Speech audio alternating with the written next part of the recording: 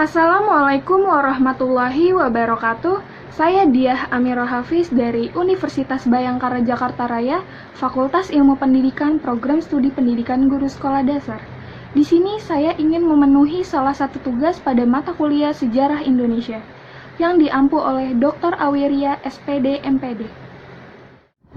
Yang akan saya bahas pada kesempatan kali ini, saya akan membahas mengenai sejarah Indonesia pada kolonial atau penjajahan di masa Orde Baru Soeharto. Sejak tahun 1950-an, Indonesia mengalami krisis ekonomi. Krisis ini semakin diperparah dengan kebijakan Soekarno yang memberlakukan pemerintahan demokrasi terpimpin dengan slogan terkenalnya Nasakon, nasionalisme, agama, komunisme. Komposisi pemerintahan demokrasi terpimpin ini diisi oleh ketiga elemen tersebut. Dalam praktiknya, persaingan politik menjadi sangat sengit. Partai Komunis Indonesia atau PKI menjadi kelompok yang paling sering disudutkan dan dicurigai oleh elemen di pemerintahan. Puncaknya adalah ketika terjadi aksi penculikan dan pembunuhan 7 perwira TNI pada peristiwa Gestapo. Pihak militer menyatakan bahwa PKI adalah dalang dari peristiwa ini. Sebelumnya, PKI sempat meminta pada pemerintah untuk dipersenjatai. Namun, tuntutan mereka mendapat penolakan dari pihak militer, terutama TNI AD. Peristiwa G30S PKI memicu kekacauan di seluruh negeri.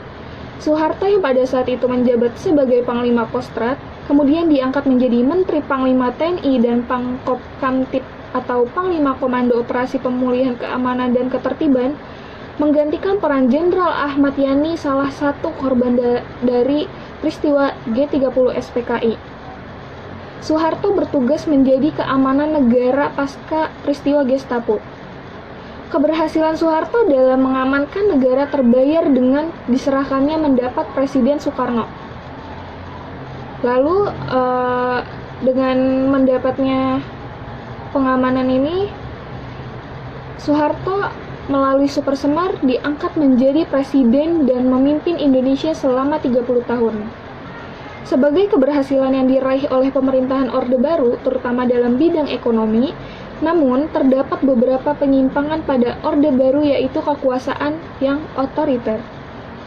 Kebijakan ekonomi yang terlalu berpihak pada asing, serta merakyat KKN atau korupsi, kolusi, dan nepotisme, yang menjadi penyebab runtuhnya Orde Baru dan rasa ketidakpuasan masyarakat. Kronologi jatuhnya Orde Baru pun berlanjut dengan persaingan politik yang menjadi tidak imbang, akibat penyederhanaan partai dan indikasi kecurangan dalam pemilu. Kebebasan berpendapat juga ditekankan, siapa saja yang tidak sependapat dengan pemerintah akan dibungkam. Hal ini dilakukan demi mempertahankan kekuasaan Soeharto sebagai Presiden Indonesia. Inilah yang memicu kemarahan masyarakat, terutama mahasiswa. Krisis ekonomi yang terjadi pada tahun 1997 sampai 1998 semakin menambah keresahan rakyat. Pada tanggal 21 Mei 1998, Soeharto membacakan pidato pengunduran dirinya sebagai masa pemerintahan Orde Baru secara resmi berakhir dan digantikan dengan Orde Reformasi di bawah pimpinan B.J. Habibie yang pada waktu itu menjabat sebagai wakil presiden. Nah, untuk materi Orde Reformasi akan saya jelaskan di pertemuan berikutnya. Lalu ada kebijakan pemerintahan Orde Baru. Nah, tujuan utama pemerintahan Orde Baru ini menciptakan stabilitas ekonomi dan politik dalam rangka mewujudkan tujuan tersebut. Pemerintah meluncurkan berbagai macam kebijakan, yaitu ada kebijakan ekonomi, kebijakan politik, dan kebijakan sosial. Yang pertama saya akan menjelaskan tentang kebijakan ekonomi. Nah, kebijakan ekonomi ini membuat program yang disebut dengan Rencana Pembangunan 5 Tahun atau disingkat dengan Repelita. Repelita dimulai pada tahun 1969 hingga 1994 dan berhasil meningkatkan ekonomi nasional. Salah satunya yaitu keberhasilan adalah swasembada beras yang dicapai pada tahun 1984. Pemerintah melaksanakan program trilogi pembangunan demi pemerataan ekonomi bagi seluruh rakyat Indonesia. Lalu yang kedua ada kebijakan politik.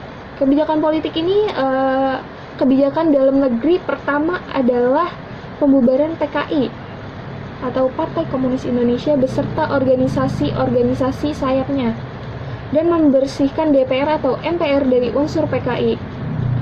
Pemilu pada masa Orde Baru pertama kali dilakukan pada tahun 1971.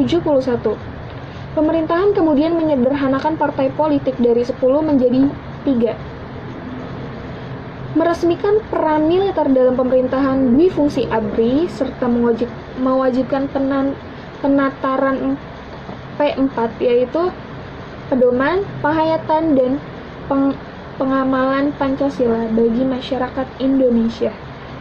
Lalu yang terakhir ada kebijakan sosial. Nah, kebijakan sosial ini untuk meningkatkan kesejahteraan masyarakat.